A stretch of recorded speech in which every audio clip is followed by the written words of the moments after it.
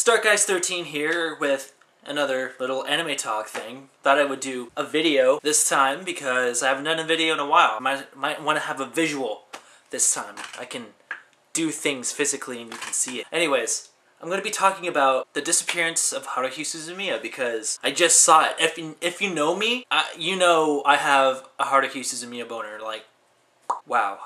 That was stupid. But anyways, I love Haruhi Suzumiya. And if you knew me like 2 years ago when season 2 aired, I was raging because of Endless 8. I hated how saturated the season was with Endless 8, blah blah blah. You've heard it all before. Whatever. You know. I still kept my faith in the series as a whole because, you know, there were great episodes in season 2. They finished off the boredom and they went and did the Sai of Haruhi Suzumiya. So, the disappearance, they're based on light novels by Nagaru Tanigawa, I believe his name is, yes. I mean, they don't have to write anything. They just adapt the story and animate it and then there you go. It is bound to be good. If the story got good reviews when it came out as a novel, then, I mean, the anime's just a glorified version of it, maybe. But even then, I was a little hesitant to try and watch it, but as soon as I saw the trailer last year, or a year and a half ago, I was sold. I wanted to see it. But I tried so hard for it to come out on DVD in America first. But I couldn't wait any longer. I was avoiding everything that talked about it. Every site, every video that mentioned the disappearance in it so I wouldn't get any spoilers. And I couldn't take it anymore. I watched it. I acquired it, but I will be purchasing the DVD once it comes out in America because I'm buying everything Haruhi Suzumiya. I'm buying figurines, I'm buying the DVDs, I'm buying the novels and the manga. This is like the one franchise that I'm buying like shit from all the time. Still working on the figurines, just got a job, so saving up for different things, you know, mostly rent. You know, once I get some extra cash, I'll blow it on stuff I don't need from Haruhi Suzumiya. The disappearance was great. I loved it. Oh my god. Fantastic. It did not disappoint because I kind of had a little doubt in the back of my head. I'm gonna spit out this gum. Ah. Okay, sorry.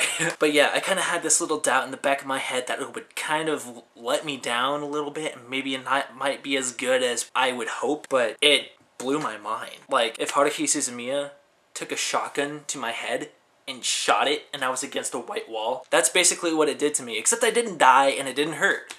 It was great. So I'm probably gonna tread into spoiler territory here, so letting you know now, don't watch any further if you don't want to be spoiled. So the thing I really loved about this was the animation, really. I mean, it was crisp, it was really smooth, but it kind of bugged me a little bit how smooth it was. It was so smooth that it made me, it just didn't feel right to me for some reason. That's just me, but they did a fantastic job with that. And the voice acting, I can't really tell you because I don't know anything about Japanese language. I don't know anything, so I can't tell you if the voice acting was good, but it sounded convincing to me. So, you know, if you want a very unprofessional critique on it, thumbs up in the air, not my, no. The first thing that I knew it was going to happen because it was kind of in the trailer. You can't not see it coming. But as soon as Ryoko showed up, I was the shotgun effect, basically. And then you kind of expect them to not know who Haruhi is when the title of the anime is called The Disappearance. So you kind of put 2 and 2 together. I was kind of scared of her the entire time because she was so normal. I mean, she was normal in the melancholy, but still. I was expecting her to like stab Kyon, you know, just be like, ah! No. And it was weird how she sat behind Kyon where Haruhi sit. Jeez, I don't know, there's so much to talk about and I've watched it like twice and I can't get tired of this franchise at all. I watch the melancholy stuff over and over. Whenever it is, I'm not watching anything new, but it's just so great. I keep saying that. I'm not telling you enough about it, but that's not really the point. This isn't a review. I'm just talking about anime. Because that's the beauty of anime. It's just I don't review or anything. I almost tried to turn it into a review with the whole animation speak and things, but I'm not a reviewer. I can't critique something usually because, I don't know. I need to learn how to, whatever. That's a subject for another day. But anyway. Oh my, I kind of figured things out before Kyon did, because I never read the book, I never did anything, I never knew anything about the disappearance. Ryoko was there, and Haruhi disappeared. That's the only things that you can really know before walking into this because of that they put out, and I'm doing hand motions a lot. I don't know why, but it's because I'm doing a video. Whatever. The thing that I figured out first that I felt proud of because I'm awesome is because Haruhi was actually at another school. I didn't figure out which school because they don't really tell you many schools. Like the only 2 schools you know is East, Middle, and then North High. But then in this movie they introduced another one. I think it was called Kyoyan or something like that. And apparently that's where Haruhi and Itsuki went to school in this alternate universe thing. I just love how Itsuki just overthinks, like talks so much. People never change, even when realities are altered.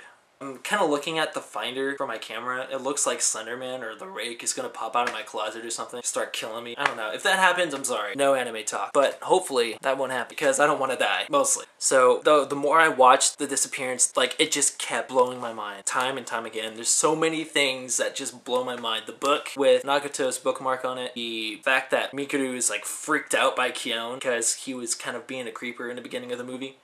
The fact that Surya was like really gung-ho and like about to kill Kyon because he was being a creeper to Mikuru. And the thing about this too is that it kind of takes a very different direction from the melancholy and the sigh, the boredom. They never really had a heavy atmosphere. It's always been like, hey, we have a problem, let's try and fix it, and then they fix it. The only time where there was an actual atmosphere that was like, oh shit, we're probably in some really bad situations here, is when they went to that island and they had that whole murder mystery thing going on. They were playing Clue, basically. Yeah, that's the only time where things kind of got to a serious level in the series that I think really got that sort of atmosphere going for it. In this movie, the atmosphere is extremely heavy throughout most of the film because, I mean, in the beginning it's lighthearted and it's like, oh hey, let's go to the club room and screw around. After everything starts to happen, that's when things start to get serious, and that's when the atmosphere really sets in, and that's when that's what makes it different from the previous books, I guess I should say, because like the boredom and the sigh are under the melancholy. I guess it's easier to do that when you're releasing a show based on several novels, but still, it really kind of threw a curveball at me, but it was a very welcome curveball because I really liked the tone that it set, and I really liked the atmosphere it had, especially with the music. It really set the mood with whatever was happening in the film, because it was very atmospheric. In the TV show, the series, it had fantastic music, but it didn't really affect what was happening except for the final episode of The Melancholy where they're in the closed space and they're like, oh hey, let's not get crushed by these giant blue things. Whenever Itsuki took Kyon into the closed space for the first time, that's only really the only time for me that it really set the atmosphere. But for The Disappearance, the entire time, the music played a very critical role in setting the atmosphere. And it was great. It was well executed, and it made me have a boner. I'm sorry, but it did. But, you know, going on, this whole going back in time crap doesn't stop. And I love it, because shock into the head, you know? It's a vicious circle. It just keeps going and going and going. I mean, you must, if you have never, ever seen Haruhi Suzumiya at all, you need to watch the first 2 seasons of The Melancholy before you watch The Disappearance, or else The Disappearance will not have the same impact as it does when you watch those 2 seasons first, because there is a lot of stuff that